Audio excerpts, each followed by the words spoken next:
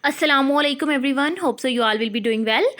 My name is Kainat Talat and today we will discuss further about state of matter and this is the last lecture about our topic state of matter and ये जो हमारा solid state है उसका next half portion है and last lecture है state of matter का. इस lecture में हम study करेंगे packing of constituents, voids क्या होते हैं, crystalline solid की types like ionic solid, covalent solid, molecular solid etc.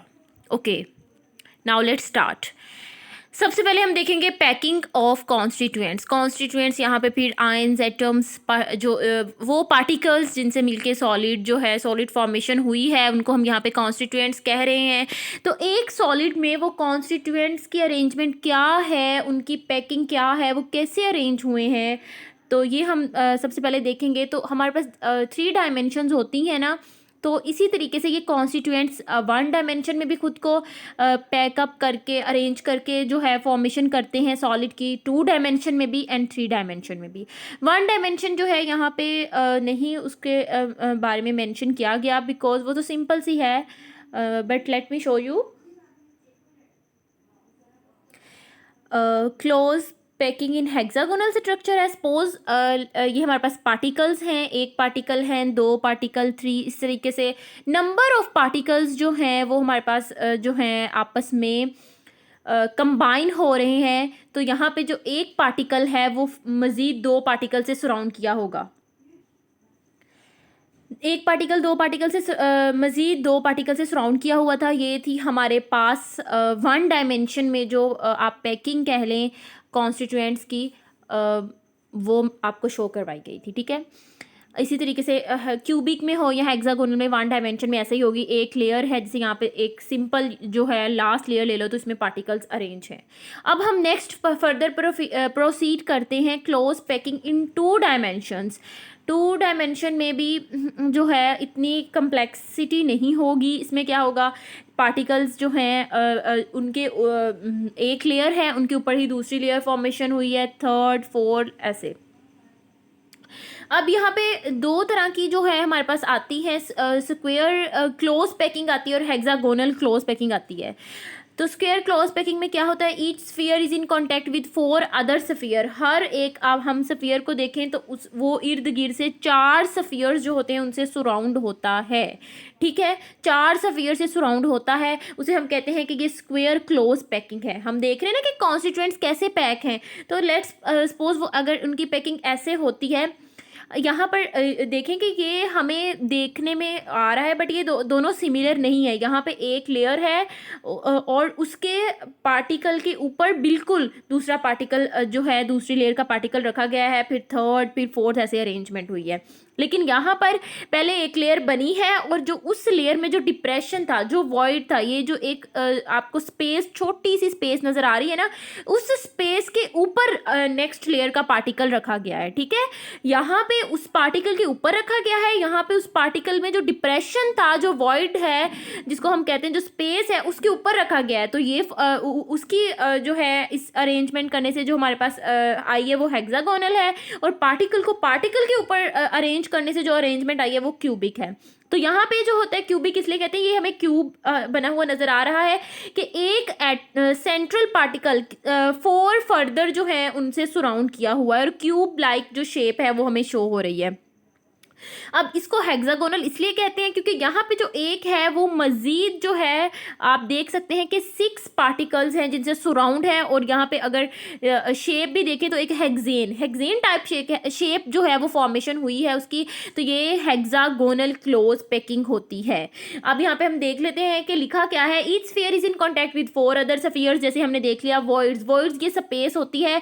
हम पार्टिकल्स को जितना मर्जी आपस में रखें थोड़ी बहुत स्पेस रह जाती है. अब आपको ये वाज़े तौर पर भी नज़र आ रहा होगा कि क्यूबिक क्लोज पैकिंग में, स्क्वायर क्लोज पैकिंग में जो स्पेस है वो थोड़ी ज़्यादा है एज़ कम्पेयर टू हेक्सागोनल में, क्योंकि उसकी अरेंजमेंट ही ऐसे है. सही है, तो क्यूबिक में वो कह रहे हैं कि voids form a square in this kind of packing वो स्क्वायर बना देते हैं, जो ये वॉइड्स हैं स्क्वायर की फॉर्म में होते हैं, और 52.4% स्पेस जो होती है ना वो ऑक्यूपाई होती है। और ये हेक्सागोनल में ये डेंसली पैक होते हैं स्क्वायर क्लोज पैकिंग की निस्बत, और यहाँ पे वॉइड्स ट्रायंगुलर होते हैं। यहाँ पे आप ये छोटी सी स्पेस को देखो तो ये ऐसे स्पेस है, ऐसे ट्रायंगुलर फॉर्म में, तो यहाँ पे ये ट्रायंगुलर होते हैं वॉइड्स, और यहाँ पे 60.4% स्पेस ऑक्यूपाई होती है। यहाँ पे ज़्यादा स्पेस ऑक्यूपाई डेंसली है, ये तो हमें अपीयरेंस फिजिकली भी नज़र आ रहा है कि ये डेंसली पैक है, इनमें स्पेसिस ज़्यादा हैं। यहाँ पे वॉइड्स ट्रायंगुलर होते हैं और यहाँ पे स्क्वायर होते हैं, इस बात से भी कंफ्यूज नहीं होना, क्योंकि यहाँ पे आप देखोगे तो वो स्क्वायर की फॉर्म में होंगे। ओके, अब हमने ये स्टडी किया था 2 डायमेंशन में। अब हम देखते हैं कि अगर 3 डायमेंशनल आ जाता है तो उसमें हेक्सागोनल और क्यूबिक क्लोज पैकिंग क्या होती है। इसको समझने से पहले आपको ये पता चलना चाहिए कि ये बनती क्या है क्या। तो लेट मी शो यू। सो ये हेक्सागोनल क्लोज पैकिंग है। यहाँ पे हमारे पास मॉलिक्यूल्स हैं। सबसे पहले उनको यूं अरेंज कर दिया गया है कि एक पे डिप्रेशन के ऊपर दूसरा रख दिया गया है, ठीक है। फर्स्ट लेयर फॉर्मेशन हो गई। अब आप देख सकते हैं कि इनमें जो वॉइड्स हैं, जो स्पेसिस हैं, अब जो हम 3 डायमेंशनल करने लगे ना, अब जो हम नेक्स्ट लेयर जो होगी वो हम इनके जो वॉइड्स, जो आपको ये रेड डॉट्स नज़र आ रहे हैं, इनके ऊपर हम नेक्स्ट पार्टिकल्स जो हैं वो नेक्स्ट लेयर बनेगी इनके ऊपर, ठीक है। इनके वॉइड्स के ऊपर जो फर्स्ट लेयर के वॉइड्स रह गए थे, ये नेक्स्ट लेयर बन गई। अब जो इनमें वॉइड्स हैं, नेक्स्ट लेयर जब हमने बना दी पार्टिकल्स की, इनमें जो स्पेसिस रह गई हैं, इन पे हम जब दोबारा से अरेंजमेंट करेंगे नेक्स्ट लेयर की, तो हम क्या करेंगे, इनके ऊपर जो है इनकी स्पेसिस को कवर करने के लिए पार्टिकल्स को अरेंज कर देंगे। ये हमारे पास हो गई हेक्सागोनल, ठीक है। कि पहले हमने उसके डिप्रेशन को कवर किया, अब ये लार्ज नंबर ऑफ पार्टिकल्स आपस में कंबाइन हो गए। पहले लेयर के डिप्रेशन को ख़त्म किया, दूसरे आ गए लेयर्स, और फिर उसके डिप्रेशन जो आए थे उस पर हमने नेक्स्ट कर दिया। अब है क्यूबिक क्लोज पैकिंग। इसमें भी हमने जो है फर्स्ट लेयर को अरेंज किया ऐसे कि उसके जो स्पेसिस थी उसके ऊपर सेकंड लेयर आई। अब जो इसमें वॉइड्स बच गए, जैसे हमने प्रीवियस किया था बिल्कुल यहाँ तक वैसा ही है, हम इसके ऊपर नेक्स्ट लेयर के पार्टिकल्स को असाइन कर देंगे, अरेंज कर देंगे उनको इनकी स्पेसिस के ऊपर। सो ये हमारे पास हैं ब्लू कलर के पार्टिकल्स जो हमने उनकी स्पेस पे रख दिए। यहाँ पे अब डिफरेंस आएगा। यहाँ पे डिफरेंस ये आएगा कि अब जो पहली वाली स्पेसिस जो हमें नज़र आ रही हैं, अब हम नेक्स्ट लेयर को उसी स्पेसिस के ऊपर रखेंगे, हम उसी स्पेसिस के ऊपर रखेंगे, ना कि नई डिप्रेशन के ऊपर। अब आप वीडियो रिवाइंड करके देख सकते हैं कि पहले हमने इनके ऊपर नहीं रखा था, पहले हमने जो सेकेंड लेयर का डिप्रेशन बना था उसके ऊपर पार्टिकल्स को रखे थे। अब हम जो हमें नीचे से स्पेसिस नज़र आ रही हैं उसके ऊपर पार्टिकल्स को रखेंगे। Now you can see the difference between both these. पहले हमने फर्स्ट लेयर को अरेंज किया था, फिर अब हेक्सागोनल में देखें, हेक्सागोनल में और दोनों में ही क्यूबिक क्लोज पैकिंग में हमने जो पहली लेयर का डिप्रेशन था, जो स्पेसिस थी, उसके ऊपर सेकंड लेयर को अरेंज किया। बट यहाँ पे डिफरेंस आया, यहाँ पे इसके बाद वाली लेयर में डिफरेंस आया कि हमने हेक्सागोनल में हमने क्या किया, जो स्पेसिस थी दूसरी लेयर ने जो स्पेसिस बनाई थी उसके ऊपर थर्ड लेयर अरेंज की, और क्यूबिक में हमने जो पहले ही हमें स्पेसिस नज़र आ रही हैं थोड़ी थोड़ी, उसके ऊपर हमने थर्ड लेयर को अरेंज किया, ठीक है। तो यहाँ पे अब हम देख सकते हैं कि फर्स्ट और हेक्सागोनल में फर्स्ट और थर्ड लेयर जो है वो बिल्कुल सेम हो गई, तो इसलिए हम इसको ए बी टाइप कहते हैं कि ग्रे वाली ए है, ब्लू वाली बी है, फिर ग्रे वाली ए है। बट यहाँ पे फर्स्ट लेयर और सेकंड लेयर के पार्टिकल सेम नहीं है, तो ग्रे वाली ए है, ब्लू वाली बी है और येलो वाली सी है, तो ये ए बी सी टाइप हो गई। नाउ होप सो आपको अच्छे से समझ आ गया होगा hexagonal 3 dimensional hexagonal close packing and cubic close packing के दोनों में ये माइनर सा डिफरेंस होता है कि हमने पैकिंग देखनी होती है ना, तो यही 2 फॉर्म्स होती हैं जिनमें कॉन्स्टिट्यूएंट्स अरेंज होते हैं।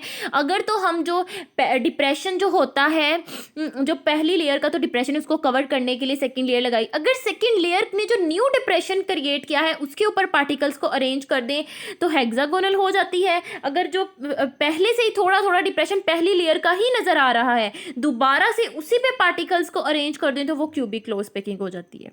अब हम देख लेते हैं यहाँ पे क्या है कि hexagonal close packing atoms located at the corners and at the centre. ये देखें, एटम्स लोकेटेड एट कॉर्नर्स, यहाँ पे कॉर्नर्स पे प्रेजेंट है और एट द सेंटर पे भी प्रेजेंट है ऑफ टू पैरेलल हेक्सागोन्स। ये दो पैरेलल हेक्सागोन्स हैं एंड 3 मोर एटम्स, और 3 एटम्स प्रेजेंट है एट द मिडल पे। It has 6 fold axis of symmetry. इसकी एक्सिस ऑफ सिमिट्री 6 फोल्ड है। ये फोल्ड क्या होता है, चलिए थोड़ा सा यहाँ पे भी बता देती हूँ। नेक्स्ट भी हम पढ़ेंगे सिमिट्री की टाइप्स, जैसे कि मैंने कहा था कि हम इस लेक्चर में स्टडी करेंगे। तो सिमिट्री हमें पता है, हमने पढ़ा था कि रेपिटेशन कि 360 डिग्री पे आप रोटेट करें, यानी कोई भी हमारे पास ये जैसे हेक्सागोनल है, कोई भी हमारे पास जो है सॉलिड इस तरह की कि हम उसको 360 डिग्री पे रोटेट करने के बाद कितनी दफा उसमें एंगल और फेसिस में रेपिटेशन आई है, वो उसकी सिमेट्री उतने फोल्ड होगी। लाइक अगर हम इसको यूं भी कह सकते हैं कि हम एक जो है कोई भी सॉलिड उसको रोटेट करें, इतना रोटेट करें कि वो रोटेट करने के बाद दोबारा से अपनी एग्जैक्ट सेम ओरिजिनल पोजीशन पे आ जाए जैसा वो पहले था। तो 360 के बाद ही ऐसा होगा ना। तो 360 डिग्री पे रोटेट करने के बाद उसमें कितनी रेपिटेशंस और उसके एंगल और फेस कितनी दफ़ा रिपीट हो रहे हैं, ये होगा उतने फोल्ड उसकी एक्सिस ऑफ सिमेट्री हो जाएगी। इसको समझने के लिए देखें कि ये हमारे पास पोज हेक्सागोनल है ना, तो हमने इसको एक दफ़ा यूं रोटेट किया, ये वाली साइड इसकी नीचे आ गई, ठीक है, एक दफ़ा रोटेशन हो गई, रिपीट हो गए एंगल।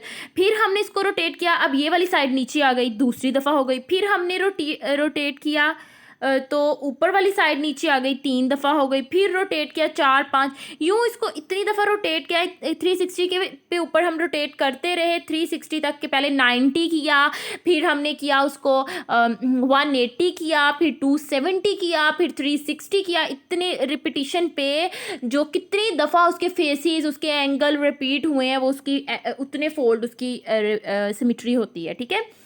तो यहाँ पे 74% स्पेस जो होती है वो ऑक्युपाई होती है इस अरेंजमेंट में 3 डायमेंशन में, ठीक है। उसमें हमने पढ़ी थी 2 डायमेंशन में पढ़ी थी कि उसमें उतनी परसेंट होती है। ये बहुत इंपॉर्टेंट है 3 डायमेंशन, ठीक है। तो इसमें 74% होती है, अरेंजमेंट होती है ए बी ये भी आपको बता दिया गया है। Odd number layers are alike, 2 ही तो लेयर होती हैं ए बी, तो जो ए बी है वो दोनों डिफरेंट है। अब ये वाला ए नेक्स्ट ए से मिलेगा, लाइक ओड, ये फर्स्ट लेयर है, ये सेकेंड लेयर है और ये थर्ड लेयर है। फर्स्ट और थर्ड ये ओड वाली मिलेंगी। फिर सेकेंड के बाद जो अभी यहाँ पे शो नहीं ना करवाई गई, तो सेकेंड के बाद 4 लेयर दोबारा से आएगी, तो सेकेंड और 4 ओड नंबर लेयर्स आपस में मिलेंगी और इवन नंबर आपस में। और कोऑर्डिनेशन नंबर इसका 12 होता है। अब इसको भी मैं दिखाती हूँ और एग्जांपल आ जाती है magnesium, zinc, molybdenum, vanadium, cadmium. तो हम इसमें कोऑर्डिनेशन नंबर को देख लेते हैं। Let me show you.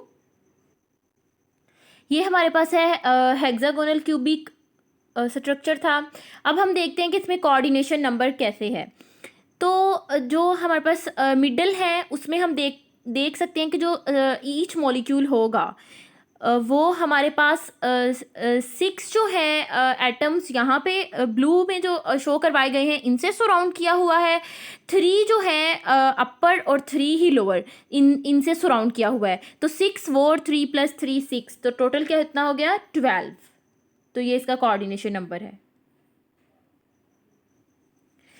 तो अगर उसी को हम यहाँ पर भी देख लें तो वही है कि ये सपोज एक मॉलिक्यूल है, इसको हम देखते हैं कि 6 से ये सराउंड किया हुआ है, ठीक है। 6 जो है पार्टिकल्स इसके इसको सराउंड किए हुए हैं, तो 6 ये हो गया, 3 ये, और वहाँ से मैं इसलिए आपको शो करवाया कि यहाँ पे भी लेयर्स बनी हुई हैं, तो 3 ही ऊपर होंगे, 3 ऊपर 3 नीचे, 6 ये हो गए एंड 6 इसके अपने जो सराउंड किए हुए हैं। टोटल कितना हो गया 12। सो इस तरीके से इसका कोऑर्डिनेशन नंबर 12 होता है। क्यूबिक क्लोज पैकिंग में आ जाते हैं। अब ये भी क्या है, sphere in 4th layer is same as of first. क्योंकि हमें पता है कि इसमें लेयर्स मैच नहीं करती, 2 लेयर्स मैच नहीं करती, इसमें 3 लेयर्स होती हैं, 3 डिफरेंट लेयर्स होती हैं, फिर जाके चौथी लेयर सेम आती है। तो ए बी सी 3 डिफरेंट है, फिर बाद में जाके जो ए आएगा वो 4th लेयर आएगी, वो फर्स्ट ए वाली से रिजेंबल करेगा। तो इस तरीके से इसमें ए बी सी होती है packing. It has 3 fold axis of symmetry. इसमें जैसे 6 फोल्ड थी, तो इसमें जब हम रोटेट करते हैं तो 3 दफ़ा जो है रेपिटेशन आती है, तो हम कहते हैं कि इसकी 3 फोल्ड है। Axis of symmetry which pass through the diagonal of cube, जो क्यूब से पास होती है, ये चीज़ भी हम आगे एक्सिस ऑफ सिमेट्री में देखते हैं। इसका कोऑर्डिनेशन नंबर भी 12 होता है। और और इसकी एग्जांपल्स होती हैं AgAu निकल प्लेटिनम कॉपर। अब इसका कोऑर्डिनेशन नंबर भी 12 होता है, तो इसको भी देख लेते हैं। सेम ही होता है, वही मतलब इसके पीछे भी है mechanism, you can say. So let me show you. अब हम इसमें देख लेते हैं क्यूबिक क्लोज पैकिंग में कोऑर्डिनेशन नंबर। सो यहाँ पर जो होती है प्लेसिंग थर्ड लेयर जब हम रखते हैं तो वो हेक्सागोनल की तरह रेपिटिशन नहीं होती फर्स्ट लेयर की, बल्कि थर्ड लेयर भी डिफरेंट होती है। तो यहाँ पर भी हम देख सकते हैं कि ईच सफियर जो है वो सराउंड होता है, जो 6 जो है अगर हम देखें ब्लू वाले जो हैं सेम लेयर से सराउंड होता है, जैसे कि यहाँ पे आप देख सकते हैं 6 जो है सेम लेयर से सराउंड हुआ है, 3 अपर से और 3 बॉटम से। अब इसके नीचे भी तो पार्टिकल्स प्रेजेंट होंगे, तो टोटल इसका कोऑर्डिनेशन नंबर हो जाता है 12। और इसमें भी 74% ही स्पेस ऑक्यूपाई करता है। तो ये है थी हमारे पास कोऑर्डिनेशन नंबर का कि कैसे कोऑर्डिनेशन नंबर 12 होता है दोनों के केस में। नेक्स्ट हमारे पास वही आ गया कि इंटरस्टिशियल वॉइड्स की बात करें तो वो क्या है कि जो space hexagonal close packing and cubic close packing, इनमें जो स्पेसेस रह जाती हैं उनको हम कहते हैं, और ये 3 तरह के हो सकते हैं: trigonal voids, tetrahedral voids, octahedral voids. Trigonal voids की सबसे पहले अगर बात करें तो ये है कि अगर 3 पार्टिकल्स को हम ज्वाइन कर दें एक दूसरे के साथ तो उनके दरमियान जो स्पेस रह जाए वो ट्राइगोनल वॉइड्स हो गया। अब हम पढ़ लेते हैं कि है क्या space touching 3 spheres that is 2D void formed when 3 spheres are in the same plane whose corners are at the corner of triangle now। मतलब 3 को एक ही प्लेन में रखा हुआ है, टच किया हुआ है एक दूसरे के साथ, और जो स्पेस उनमें रह गई है वो ट्राइगोनल वॉइड है। नेक्स्ट वन आता है tetrahedral voids. New vacant space created when each sphere of second layer rest on vacant space created by 3 spheres. इसमें भी पहले 3 स्फीयर्स बना लिए हैं, उसके ऊपर एक और स्फीयर रख देना है उनके डिप्रेशन पे, उनके वॉइड्स पे। अब वो तीसरा स्फीयर रखने के बाद जो न्यू वेकेंट स्पेस जो क्रिएट हो गई है वो जो स्पेस है वो टेट्राहेड्रल वॉइड्स कहलाएगी। एक तो वो 4 पार्टिकल्स हैं जिन्होंने उसको क्रिएट किया, that's why tetrahedral, and void जो है जो न्यू स्पेस जो क्रिएट हुई है। यहाँ पे इतनी जो आवाज़ है इसलिए नहीं है क्योंकि लेयर्स जो है वो थोड़ी इसी तरीके से बहुत ज़्यादा अगर कंबाइन की जाएंगे तो ये वॉइड भी वाज़िया होगा। हमें अपेरेंटली इसको हम अच्छे तरीके से रिकॉग्नाइज कर पाएंगे। तो ये होता है टेट्राहेड्रल वॉइड्स। नेक्स्ट है ऑक्टाहेड्रल वॉइड्स। ये form by combination of 2 triangular voids. ऐसे ही एक ये लेयर है, एक उसके ऊपर लेयर रख देनी है, बट बिल्कुल ऊपर नहीं रखनी, यूं अरेंज की हुई रखनी है, यूं अरेंज करके रखनी है कि इनके बाहर वाला डिप्रेशन कवर करे। ठीक है, तो 2 लेयर्स जो होंगी ट्रायंगुलर वॉइड्स की ही, फर्स्ट और सेकंड लेयर, उनको यूं रख देना है ऊपर के अंदर फिर भी थोड़ी सी स्पेस रह जाए। तो ये जो स्पेस रह जाएगी ये ऑक्टाहेड्रल वॉइड्स है, सो कॉल्ड इसको कहते हैं because it is included between 6 spheres, 3 ऊपर वाले 3 नीचे वाले, 6 स्फीयर्स से इंक्लूज्ड है end of which 6 sphere centres of which occupy the corners of regular octahedron। और इसका सेंटर जो है वो जस्ट लाइक octahedron के कॉर्नर्स जैसे है उसको ऑक्यूपाई करता है। That's why it's named as octahedral voids। अब आ गया हमारे पास types of symmetry in crystals. Plane of symmetry होती है सबसे पहले। ये प्लेन ऑफ सिमेट्री क्या है? Plane of symmetry is that imaginary line which passes through the centre of crystal, जिसको जो हम क्रिस्टल के सेंटर से पास कर दें। लाइक रेक्टेंगुलर भी हो सकती है, डायगोनल फॉर्म में भी पास की जाती है, जिसको यूं पास किया जाए कि वो क्रिस्टल को 2 इक्वल हाफ्स में डिवाइड कर दे कि वो एक दूसरे का मिरर इमेज हो। जैसे हम कायरलिटी पढ़ते हैं तो हम कहते हैं कि कायरल सेंटर है, तो अगर प्लेन ऑफ सिमेट्री है तो वो मीजो मॉलिक्यूल हो जाएगा। अगर उसको इक्वल हाफ्स में हम कट करें और वो सेम मॉलिक्यूल हो, एक दूसरे का मिरर इमेज हो, जस्ट लाइक वही चीज़ है कि यहाँ पर अगर हम उसको कट डाउन करें तो वो इक्वल हाफ्स में डिवाइड करें, जस्ट लाइक कि वो दोनों एक दूसरे का मिरर इमेज हो, तो वो प्लेन ऑफ सिमेट्री है। नेक्स्ट है सेंटर ऑफ सिमेट्री। ये एक इमेजिनरी पॉइंट है, लाइक यहाँ पे देखें तो एक सेंटर में बिल्कुल एक इमेजिनरी पॉइंट है क्रिएट किया हुआ कि which divides the surface of equal at crystal at equal distances. हर तरफ से देखें जहाँ से मर्जी तो इक्वल डिस्टेंस पे उसने इसको डिवाइड किया हो पूरे क्रिस्टल को, हर डायरेक्शन में by drawing any line through it. आप देख सकते हैं कि वो इक्वल, कोई किसी तरफ भी डायरेक्शन में लाइन लगा के देखिए कि वो इक्वल उसको डिवाइड किया हो। तो वो होगा centre of symmetry. A crystal has only one centre of symmetry, और सेंटर ऑफ सिमेट्री जो है वो एक ही होता है। नेक्स्ट आ जाता है हमारे पास axis of symmetry. Axis of symmetry is that imaginary line just like this, imaginary line on which rotation of a crystal give similar appearance. अगर उसको रोटेट करें, उस लाइन जो है इमेजिनरी लाइन जिस पे रोटेशन की जाए, तो वो मोर देन वन टाइम, तो वो सेम जो है अपनी अपीयरेंस दे। ये वही वाली बात है जो हमने 6 फोल्ड 2 फोल्ड 3 फोल्ड पढ़ी थी कि 90 डिग्री पे रोटेट कर दें लाइन जो है इमेजिनरी लाइन को कंसीडर करते हुए कि ये उसका एक्सिस है 90 डिग्री, फिर 180 डिग्री, फिर 270 डिग्री, फिर 360 डिग्री, कि वो दोबारा से वही अपीयरेंस शो करें। तो ये 2 फोल्ड भी हो सकती है, 3 फोल्ड भी हो सकती है, 4 फोल्ड भी हो सकती है, एंड 6 फोल्ड भी हो सकती है। डिपेंड करता है कि कितनी दफ़ा जो है 360 पे रोटेट करने से उनके एंगल्स और फेसेस और एजेस में रेपिटेशन आ रही है।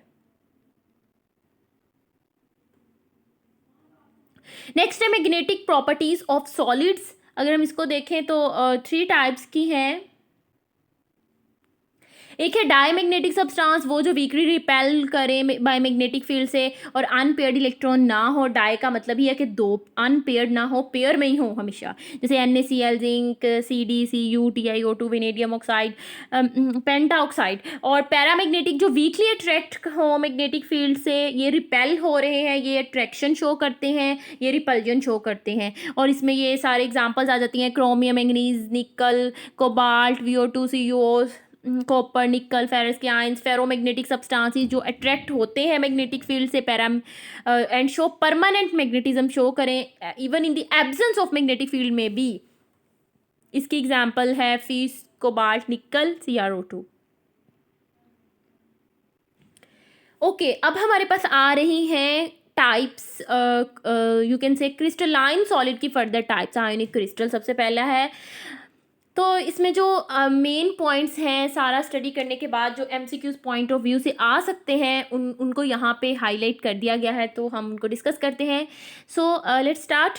इलेक्ट्रोस्टैटिक फोर्सेस ऑफ अट्रैक्शन होती हैं। सबसे पहले हमें पता है कि टाइन्स एंड एनाइंस में ऑलवेज सॉलिड फॉर्म में होती हैं, स्टेबल होते हैं, हाईली स्टेबल, बिकॉज जो टाइन्स और एनाइंस में इलेक्ट्रोस्टैटिक फोर्सेस ऑफ अट्रैक्शन वो बहुत स्ट्रॉन्ग होती हैं। यही चीज़ इनको स्टेबल बनाती है। हाई लेटिस एनर्जी होती है, 400 to 4000 किलो जूल पर मोल। हाई डेंसिटी भी होती है क्योंकि स्पेसेस नहीं होती, स्ट्रॉन्ग फोर्सेस होती हैं आपस में उनकी। क्लोज पैकिंग होती है, हार्ड होती हैं, ब्रिटल होती हैं कि जैसे हम कोई प्रेशर, कोई फोर्स अप्लाई करते हैं, तो यहाँ हमारे पास केटाइंस हैं ऊपर वाली लेयर में, यहाँ पे एनाइंस हैं, मतलब ऑपोजिट चार्ज अरेंज होते हैं ना, लेकिन जैसे ही हम थोड़ा सा स्ट्रेस, थोड़ी सी फोर्स अप्लाई करते हैं, तो सिमिलर चार्जेस जो होते हैं लेयर्स में, वो एक दूसरे के आमने सामने आ जाते हैं, तो वो बॉन्डिंग बनाना पसंद नहीं करते, क्योंकि सिमिलर चार्जेस रिपेल करते हैं, वो बॉन्डिंग बनाना पसंद नहीं करते। एज अ रिजल्ट क्या होता है, ब्रिटल हो जाता है जो सॉलिड है, और मेल्टिंग बॉडी करते हैं सॉलिड में, क्योंकि वही बात होगी ना कि स्ट्रॉन्ग फोर्सेज ऑफ अट्रैक्शन है केटायन और एनायन में। तो इलेक्ट्रिसिटी कंडक्शन के लिए कोई फ्री आयन, कोई फ्री इलेक्ट्रॉन्स होना ज़रूरी है, तो कोई फ्री ही नहीं है चीज़, तो इलेक्ट्रिसिटी कहाँ से कंडक्ट करेगा। बट जैसे ही उसको किसी मोल्टन या सोल्यूशन में कन्वर्ट कर लीजिए, जैसे NaCl को हम वाटर में ऐड कर देते हैं, तो वो अपने आयंस में डिसोसिएट हो जाता है, तो वो आयंस फिर कंडक्शन कर सकते हैं। तो मोल्टन स्टेट में या सोल्यूशन फॉर्म में कंडक्शन कर सकता है। आइसोमेरिज्म शो नहीं करता, मॉलिक्यूल्स नहीं बनाते। आइसोमॉर्फिज्म और पॉलीमॉर्फिज्म ये हम पढ़ चुके हैं, ये वाले फिनोमेना ये जो है एग्जिबिट करते हैं। आयोनिक रिएक्शंस देते हैं पोलर सॉल्वेंट्स में, वेरी फास्ट रिएक्शन, डिस्टेंस जो होते हैं आयंस में जो है सेम काइंड आयंस में अगर हम देखें तो जैसे क्लोराइड में 5.63 एंगस्ट्रॉम है। कोऑर्डिनेशन नंबर 6 है। कोऑर्डिनेशन नंबर क्या है कि जितने नंबर ऑफ अपोजिटली चार्ज्ड जो हैं आयंस उसने उसको सराउंड किया हुआ है। तो लैटिस एनर्जी जो होती है वो 787 किलो जूल पर मोल होती है। लैटिस एनर्जी को भी हम डिस्कस कर चुके हैं कि क्या होती है। नेक्स्ट हमारे पास आ जाती है रेडियस रेशो। ये है रेशो ऑफ रेडियस, यानी साइज के टाइम की ओवर एनाइन, इन दोनों की साइज की रेशो है, ये रेडियस रेशो है। अगर तो रेडियस के टाइम का साइज ज़्यादा है तो रेडियस रेशो जो है वो ज़्यादा होगी। अगर एनाइन का साइज ज़्यादा है तो रेडियस रेशो कम होगी। अगर दोनों का साइज इक्वल कंपैटिबल है तो रेडियस रेशो 1 होगी। Cations must be surrounded by maximum number of anions. Cation जो होते हैं वो एनाइन के मैक्सिमम नंबर से सराउंड होता है एनाइन केटाइन के।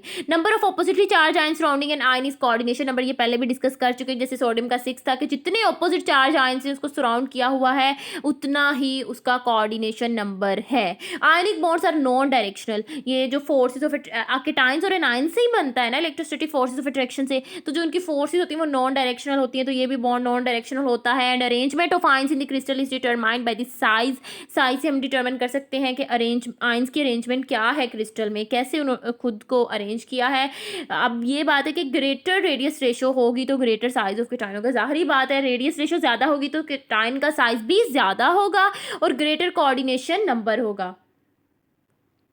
यानी ज़्यादा जो है ऑपोजिटली चार्ज आयन वो उसको सराउंड कर पाएंगे, कैपेसिटी बढ़ जाएगी ना, साइज बढ़ जाएगा। उसके बाद रिलेशनशिप अगर हम देखें radius ratio coordination number structural arrangement में, वो रेडियस रेशो रूल्स कहलाता है। जैसे अगर शेप क्यूबिक है रेडियस रेशो 0.7322 टू 1.000 है, कोऑर्डिनेशन नंबर 8 होगा। ऑक्टाहेड्रल है तो ये रेशो है, कोऑर्डिनेशन नंबर 6 है। तो ये देखें आप यहाँ पे कि जैसे ही रेडियस रेशो कम होती जा रही है तो कोऑर्डिनेशन नंबर भी कम होता जा रहा है। मतलब रेडियस ऑफ केटाइन जो है वो कम होता जा रहा है, जैसे रेडियस रेशो कम होती जा रही है तो मतलब केटाइन का साइज कम होता जा रहा है, तो कोऑर्डिनेशन नंबर भी कम होता जा रहा है। ये देखें जैसे हमने यहाँ पे रिलेशन पढ़ा, तो कोऑर्डिनेशन नंबर का भी ये सारा कुछ कंपैटिबल होना भी ज़रूरी है, क्योंकि अगर एक छोटा है दूसरा एनाइन का साइज केटाइन का भी उसके कंपैटिबल है तो ये ज़्यादा पैकिंग सही तरीके से हो पाएगी सॉलिड में अरेंजमेंट। बट अगर एक का साइज केटाइन का इतना है, एनाइन का इतना है, कोऑर्डिनेशन नंबर भी सारा डिस्टर्ब होगा और वो पैकिंग भी इतनी बेस्ट नहीं होगी सॉलिड में। तो कोऑर्डिनेशन नंबर का कंपैटिबल होना भी नेसेसरी है। अब आ गई हमारे पास दूसरी सॉलिड जो कि कोवेलेंट सॉलिड्स। अगर इसमें हम देखें तो इसमें भी जो पॉइंट्स हैं वो है कि इसको एटॉमिक सॉलिड्स भी कहते हैं, क्योंकि एटम्स ही मिलके बनाते हैं, बॉन्डिंग करते हैं। और बॉन्डिंग एनर्जी 150 टू 500 किलोजूल पर मोल होती है। इसको दो में डिवाइड किया जाता है कि एक जेंट टाइप की भी हो सकती है, लेयर लाइक स्ट्रक्चर भी हो सकता है कोवेलेंट सॉलिड्स में। जेंट यानी बड़ा, जैसे diamond, silicon carbide, aluminium nitride, और लेयर लाइक हो सकता है like graphite, cadmium, iodine, boron nitride.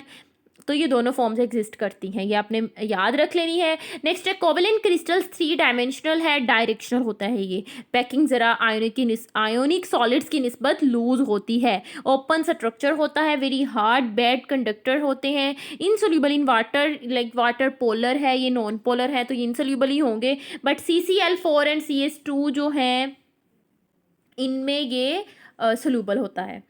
Next है हमारे पास डायमंड जो है वो एलोट्रॉपिक मॉडिफिकेशन है कार्बन की है, हमें पता है। तो टेट्राहेड्रल ज्योमेट्री होती है इसमें भी। अगर हम देखें डायमंड में sp3 each carbon linked with other 4 carbon atom. Bond angle आपने याद रखना है, बॉन्ड लेंथ 154, बॉन्ड एंगल 109.5, जैसे कि हमें पता है sp3 में 109.5 ही होता है। एंटायर डायमंड क्रिस्टल है with giant 3D dimensional carbon molecule होता है पूरे के पूरे डायमंड क्रिस्टल में। The overall structure of the diamond looks free central cubic, जो ओवरऑल स्ट्रक्चर होता है वो सेंट्रल क्यूबिक की ही तरह होता है। नेक्स्ट हमारे पास है मोलिकुलर सॉलिड्स। इसमें क्या है, solid crystal form from polar या नॉन पोलर मोलिक्यूल से जो बनते हैं सॉलिड, वो मोलिकुलर सॉलिड्स हैं सिंपल। इनमें डायपोल इंटरेक्शंस भी हो सकती हैं और वेंडरवाल्स भी हो सकती हैं। बॉन्ड एनर्जी 40 किलोजूल से पर मोल होती है इससे।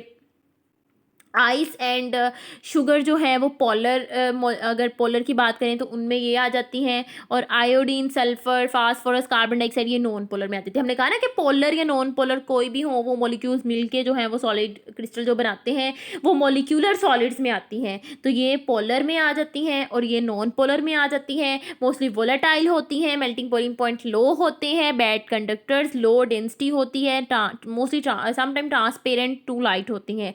आयोडीन इसकी बेस्ट एग्जांपल है। इसमें बॉन्ड डिस्टेंस 271.5 पिकोमीटर होता है। Molecule of iodine align in the form of layer lattice की फॉर्म में उन्होंने अपने आप को अलाइन किया होता है।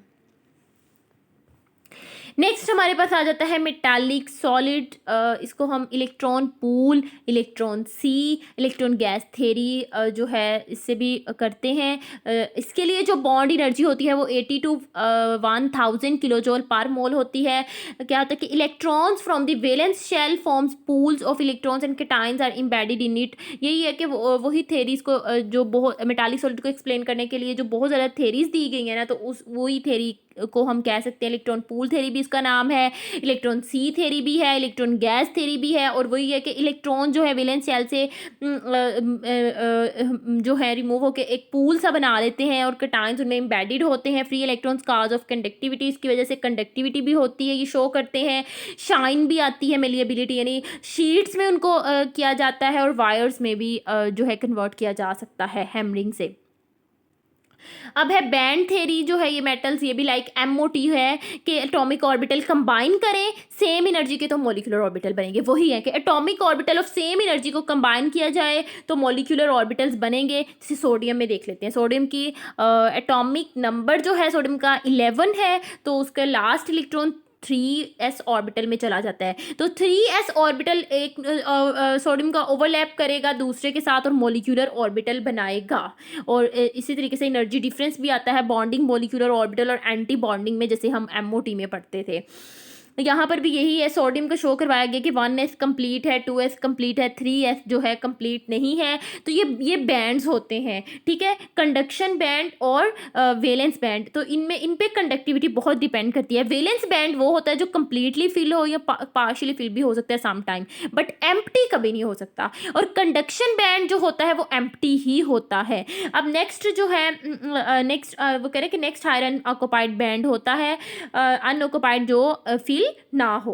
अब इन पे कंडक्टिविटी डिपेंड करती है। अगर कैसे डिपेंड करती है, अगर तो वैलेंस और कंडक्शन बैंड के दरमियान डिस्टेंस बहुत ज़्यादा ना होने का मतलब कि इलेक्ट्रॉन इजीली ये जैसे वैलेंस से कंडक्शन बैंड में मूव कर जाएं तो कंडक्टिविटी ज़्यादा होगी। अगर बहुत ज़्यादा डिस्टेंस हो तो वो इंसुलेटर होंगे, कंडक्टिविटी होगी नहीं। अगर इन बिटवीन है तो वो सेमीकंडक्टर होंगे, ठीक है, जैसे यहाँ पे शो करवाया गया है सोडियम के केस में।